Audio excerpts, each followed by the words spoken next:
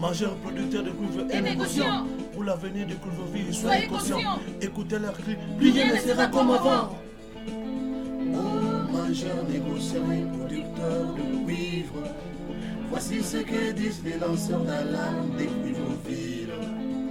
Avec le monde, personne ne voudra vous suivre. Le capitalisme a atteint son paroxysme. Gagnant-gagnant sera à la mode pour la suite. Gagnant-gagnant sera à la mode pour la suite. Oh, mangeurs, négociants et producteurs de cuivre, voici ce que disent les lanceurs d'alarme de Cuivre-Ville. Avec le monde, personne ne voudra vous suivre. Le capitalisme a atteint son paroxysme. Gagnant-gagnant sera à la mode pour la suite. Gagnant-gagnant sera à la mode pour la suite. La ville de Pessac et la médiathèque Jacques Ellul ont le plaisir d'accueillir aujourd'hui pour son œuvre tout en création Bibiche Tanka Ensel, initiée par l'IDAF, l'Institut des Afriques, en partenariat avec la compagnie Studio Monstre de Poitiers et les francopholies des écrits à la scène de Limoges. Donc vous voyez, c'est très large et nous sommes très heureux de les accueillir. Bonjour, merci Isabelle, merci à la ville de Pessac et à la médiathèque de Pessac de nous accueillir aujourd'hui. Donc, je suis Dana Khoury de l'Institut des Afriques. Alors d'abord peut-être, l'Institut des Afriques est un espace néo-aquitain qui fédère la diversité d'acteurs engagés dans les dynamiques africaines, donc acteurs universitaires, culturels, solidaires, collectivités territoriales, etc. Et l'une de nos actions phares, c'est la saison de l'Institut des Afriques qui est en cours et qui est un événement, une manifestation pluridisciplinaire qui est construite avec les acteurs du territoire étendu, qui est celui de la région de Nouvelle-Aquitaine. La Maison des auteurs et des autrices de Limoges accueille actuellement Bibiche Tanka Ensel en résidence d'écriture pour son texte Les Mangeurs de Cuivre, qu'on va découvrir tout à l'heure. On a sollicité le comité de lecture Nord-Sud Pessac-Kinshasa, qui est une très belle initiative de territoire qui relie donc des membres de Pessac à des membres de Kinshasa qui sont ici présents, autour de la lecture d'œuvres, d'échanges et de dialogues sur des œuvres littéraires. Moi, je suis Mathilde Souchot, la metteuse en scène et la directrice artistique de la compagnie Studio Monstre, qui est donc basée à Poitiers. La compagnie est consacrée aux écritures dramatiques contemporaines. Et c'est dans cet état d'esprit qu'on a créé les rencontres Passe-moi le texte, qui sont donc des 10 rencontres dans l'année pour permettre à un public le plus large possible de découvrir la diversité des écritures dramatiques francophones. Voilà, Kinshasa, Poitiers, Limoges, tout ça, c'est assez hallucinant. Moi, je suis arrivé avec le texte et avec vous pour travailler le texte. Voilà, on a fait une petite mise en place très simple qui vous permet de pouvoir prendre connaissance du texte, de pouvoir en saisir au maximum les enjeux. Donc c'est pas une mise en scène, hein, c'est une lecture mise en espace, vous allez voir. On a essayé de vous donner le maximum d'éléments pour que vous puissiez comprendre le texte, rentrer dans l'histoire. Donc je suis très heureuse d'être là ce soir, d'autant plus que c'est la première de ma pièce de théâtre Les Mangeurs de Cuivre. Je remercie déjà la médiathèque de Pessac, je remercie Mathilde, le Studio Monstre, et voilà, toutes les personnes qui sont là avec nous, les francophonies des écritures à la scène, Corinne qui m'a accompagnée ce soir, cet après-midi. Et je vous laisse découvrir mon texte. Et je ne pense pas que j'ai beaucoup de choses à dire. Vous allez voir à travers le texte, le travail que j'ai fait, vous pourrez l'apprécier, me poser des questions et je suis là pour ça. Au départ, j'ai été formée comme ingénieure en électronique industrielle. Il n'y a pas très longtemps que je me suis mise à l'écriture et j'ai beaucoup aimé ce travail d'écriture qui est très plaisant et qui demande aussi beaucoup d'acharnement dans ce qu'on fait pour ne pas baisser les bras. Et lorsqu'on doit exploiter un sujet comme celui que j'ai exploité, ça demande beaucoup d'émotions refoulées et essayer de mettre ça sur le papier. Donc je vous invite tous à suivre la première des mangeurs de cuivre. Merci. Merci beaucoup,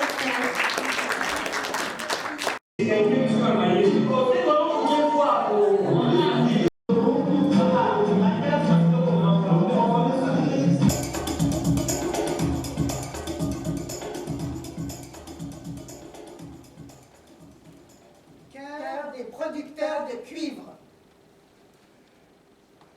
Comme pour le peuple d'Israël, nous serons pour eux le libérateur, le Moïse, domestiquer un peuple barbare. S'en ressentiront zèle et engouement, hymne de louange à la mesure de leur joie. Cœur des négociants.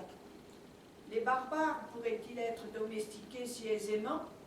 Ne faudrait-il pas commencer par leur apprendre les us et coutumes de la civilisation? Ils s'en rendront compte. Ils sauront que c'est une tactique de manipulation. Peut-être. Par curiosité, ils voudront acquérir vos connaissances. Cœur des mangeurs de cuivre. Cuivre-ville, ville qui brille de 1000 feux jour et nuit. Eldorado d'Afrique. Depuis ma tendre enfance, le Zoukoumou, Le blanc. m'a appris la civilisation. J'ai vu mon père aller tôt le matin à la mine, avant le chant du coq. Pour nous, être à Cuivre-ville, c'est comme avoir gagné de jackpot. Ça alors, la businesswoman. Elle laisse son mari sur un lit d'hôpital et s'en va par tous les vents de la terre faire les affaires. Il fallait bien que je le fasse. Un homme invalide ne ramène pas de sous à la maison. Tu m'insultes maintenant? Où sont passés le respect, la soumission? Baraka, Foura! Qu'est-ce qui ne va pas? Pour quelle raison cries-tu? Mais je ne crie pas! J'appelle mes enfants. Ça fait 6 mois que je n'ai pas été là, mais je suis de retour. 6 mois, c'est court. Mais 6 mois, c'est long. Non, c'est court. Des affaires que je ne connais pas. Machallah, machallah!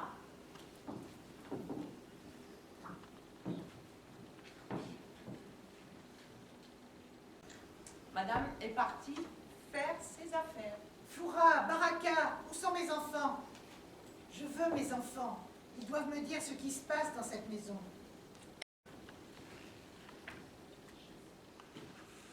Ne te laisse pas abattre.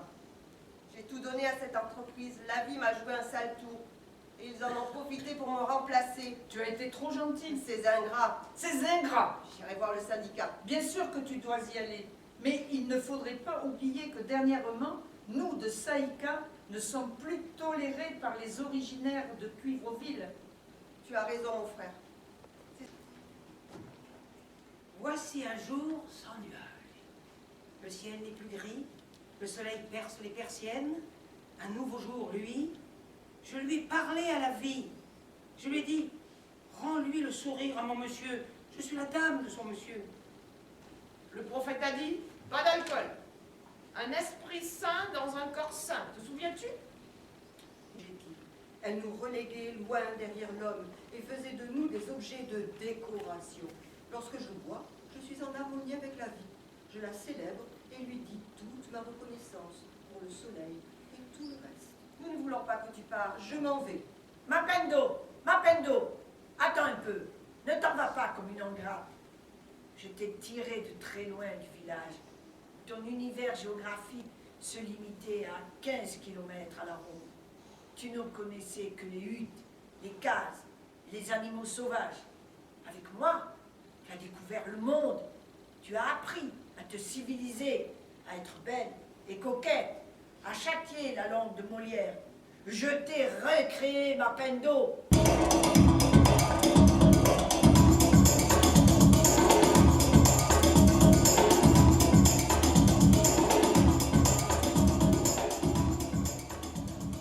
Cœur des mangeurs de cuivre.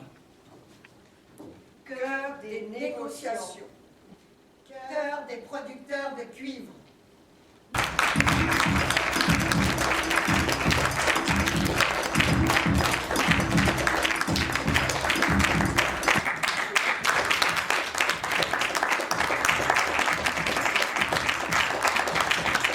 Donc, merci pour votre écoute. J'espère que ça vous a plu, que vous avez suivi tout. La parole est aussi à vous, parce que, comme Bibiche est là, de poser des questions sur ce que vous avez entendu. Les mangeurs de cuivre, c'est la population, c'est les ouvriers qui vont dans les mines, qui vont travailler pour exploiter, pour sortir ce cuivron et ce cobalton qui peut être n'importe quel minerai qu'on retrouve en Afrique. Et eux, ils travaillent plus, mais ce n'est pas eux qui gagnent, c'est plutôt les producteurs et les négociants. Voilà. Et une petite précision peut-être aussi, effectivement. L'utilisateur est venu, il n'est pas venu seulement pour exploiter les terres, il a amené aussi ses croyances, il a emmené son Dieu avec lui. Et il a fait adopter à ces autochtones ce Dieu qu'ils ne connaissaient pas. Parce que quand il est arrivé, les autochtones avaient leur Dieu. Et ils ont, pour la plupart, abandonné leurs croyances pour embrasser celles de l'Occident. Les femmes d'Agent Gécamine de l'époque étaient sorties du village. Et comme on ne donnait pas beaucoup d'opportunités à la femme de faire des études, et donc il y en avait qui n'avaient comme niveau scolaire 0. Et c'est comme ça que la Gécamine a organisé ce qu'on appelait des foyers sociaux, où les mamans allaient apprendre l'alphabétisation, la couture, la cuisine. Et ces mamans, quand tu les rencontrais, tu ne pouvais pas imaginer qu'au départ, elles venaient du village et qu'elles ne connaissaient rien. Annette, vas-y Annette. Et si j'ai bien compris, tu as voulu expliquer comment est-ce que tu as vécu à Lubumbashi. Donc tu es natif de Lubumbashi, né, grandi à Lubumbashi. Tu as vu comment est-ce qu'on a exploité les minéraux au niveau de Lubumbashi. De voir que nos ressources, les ressources du Congo, si je pouvais dire ça, exploitées par d'autres qui veulent s'enrichir. Je suis d'accord avec tout ce que vous venez de dire là. Et quelle est maintenant votre impression en voyant tout cela se passer? Qu'est-ce que vous voulez vraiment nous enseigner, nous dire, parce que cela montre que vous êtes révoltés. Merci.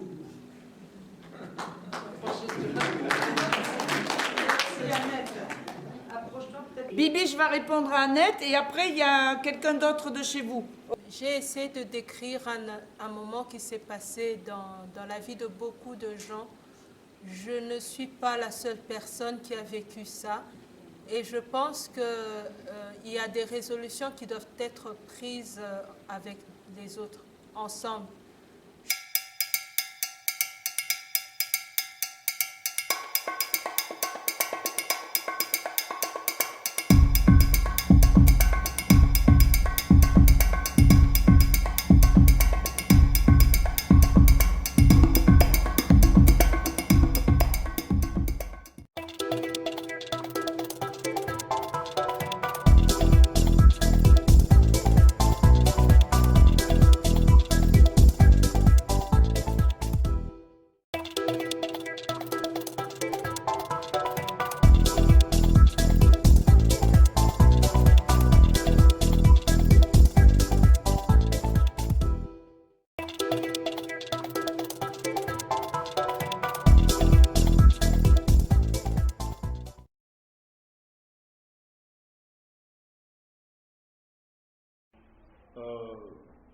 Concernant les idées maîtresses de quelques pages que nous avons lues ensemble avec les amis, moi je pense que concernant l'avant-propos, j'ai beaucoup aimé l'avant-propos. Mais ce qui est plus important pour moi, les thèmes abordés par l'auteur, un thème qui interpelle les gens, nous en tant que Congolais de la République démocratique du Congo. Parce que quand on parle les mangeurs de cuivre, c'est vraiment un sujet qui suscite beaucoup de débats. Qui mange nos cuivres? Qui font ça? Et le thème-là nous dit toujours, il y a des personnes qui meurent à l'est de la RDC à cause de ces cuivres-là.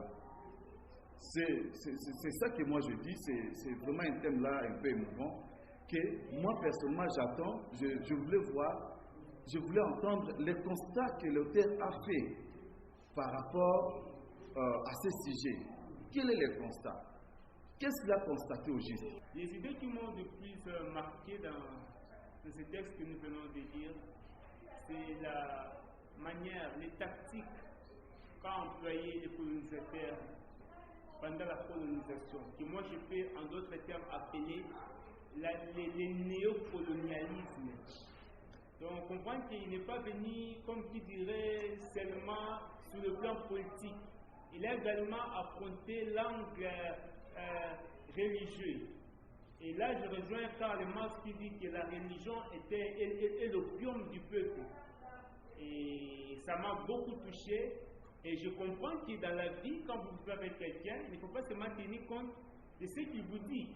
Il faut aussi tenir compte, aller plus loin, c'est-à-dire aller plus loin, voir aussi les tactiques, les méthodes qu'il est en train d'employer. Est-ce qu'il n'y a pas de peau de banane, il n'y a pas de pièges, etc. Ce texte m'inspire la femme à 1000 bras. Cette femme aux 1000 bras, elle est capable de beaucoup de choses. Ce n'est pas parce que je suis femme, mais aussi parce que nous sommes en plein mois de la femme. Cette femme aux 1000 bras, elle est capable de s'occuper de son mari qui est à l'hôpital. Elle est capable d'aller, comment on dit, à la frontière, se procurer des choses pour nourrir sa famille. Elle est capable de subvenir aux besoins de ses enfants. Donc la femme a beaucoup de capacités, a beaucoup de potentialités que peut-être le monde ignore jusqu'à preuve du contraire. Dans les ménages, il peut y avoir aussi des surprises, c'est-à-dire des déplacements, des temps et des contre-temps, les hauts et les bas. Mais chacun doit savoir maintenir son cap. C'est-à-dire, il peut s'avérer que le papa est plus friqué et la maman est encore au-dessus de l'échelle et vice-versa. Mais ce qui est bon, quand vous avez l'opportunité de merger, quand c'est vous qui devenez la pierre tournante, pour ne pas dire l'homme orchestre, il faut toujours garder la maîtrise, il faut toujours garder l'humilité, il faut toujours faire primer et valoir l'amour vis-à-vis de son mari, ou de son épouse, voire même vis-à-vis des enfants. Ce qui m'a inspiré plus, c'est la scène 1, donc la première scène, où il y a eu la conversation entre la femme et son mari, la femme moderne, la femme civilisée. Ce n'est plus une femme là qui reste à la maison, elle attend, son mari vient avec l'argent et puis pour manger. Non, ce n'est plus une femme de budgétivore. Hein, excusez-moi les termes, mais ce n'est plus une femme de budgétivore. La femme a eu le courage d'aller chercher, d'aider la famille pour que la famille survive encore pendant que son mari était à l'hôpital hospitalisé pour un problème d'accident. Et moi je pense que c'est vraiment un bon exemple pour toutes les femmes de l'Afrique qui se considèrent comme étant la femme ménagère et doit rester à la maison, attendre tout de son mari. Donc voilà un peu ce que je peux vous dire, je vous remercie. Ce qui m'a plu, c'est que l'auteur a mis tout haut ce qu'on a toujours parlé tout bas là. Hein, elle a pris le risque d'écrire sur papier, noir sur blanc, c'est que le colonisateur nous ont fait. C'est que jusqu'à présent, d'ailleurs, cela continue. Comment nos minéraux sont pris et nous ne sommes même pas bénéficiaires de ça. Comment nous sommes mis au deuxième plan, disons même en arrière-plan. C'est-à-dire, ce sont nos minéraux à nous, mais il est exploité en notre défaveur. Et l'auteur en a crié tout haut. Et si je dirais un mot à l'écrivain, je dirais qu'il puisse continuer, qu'il puisse avancer, que rien ne puisse lui arrêter. Parce que c'est vrai, il y aura de ceux-là qui vont le décourager. Il y aura de ceux-là qui ne vont pas l'accepter. Parce qu'il a dénudé de gens, il a dénudé des nations, il a dénudé de chefs. Et qu'il continue comme ça. Et certainement, il va susciter beaucoup de choses, beaucoup de personnes. Lorsque nous allons lire, lorsque le monde lira ces textes, beaucoup de personnes sortiront et seront derrière elle pour l'appuyer, bien qu'il y aura des autres qui vont le décourager. Mais que lui puisse toujours continuer. Voilà ce que je pourrais dire. Merci beaucoup. Nous vivons dans un pays potentiellement riche, mais la population est vraiment très très pauvre. C'est-à-dire c'est quelque chose qui est un peu anormal, incontroverse. J'ai beaucoup aimé le courage de le faire parce qu'il est en train maintenant de stimuler la conscience de peuples autochtones que nous sommes, afin de pouvoir bénéficier de nos richesses. Quoi qu'il n'a pas employé le terme richesse. Donc, moi je crois que dans le majeur de cuivre, il y a le résumé de tout ce qu'on a comme minerai, de tout ce qu'on a comme potentialité, de tout ce qu'on a comme richesse, sol et sous-sol. Alors, un mot à l'écrivain, c'est lui dire merci. En tout cas, je trouve que c'est quelqu'un qui est sorti de l'ordinaire. C'est un mot de manière particulière à ce que moi je suis en train d'appeler les lions indomptables, les lions rugisseurs, parce que ce sont eux qui envoient les mangeurs de cuivre. Les mangeurs de cuivre, aujourd'hui, moi je peux les définir comme étant des subalternes, des exécutants. Alors que derrière eux, il y a les loups ravisseurs. Et derrière eux, il y a un lion rugissant. Et personne ne peut peut-être faire mention. Mais comme il a commencé avec ce volet, avec ce courage qu'il a, qu'il puisse aller jusqu'au bout, qu'il ne s'arrête pas. Voilà les derniers mots que je peux lui dire. En ce qui concerne l'écrivain, je félicite l'écrivain pour le courage. Donc, ce que l'écrivain est en train de faire, c'est la conscientisation. Il est en train de nous conscientiser. L'auteur est en train de nous sensibiliser. Il est en train de nous aider à prendre conscience de notre pays. En tout cas, je lui dis seulement merci.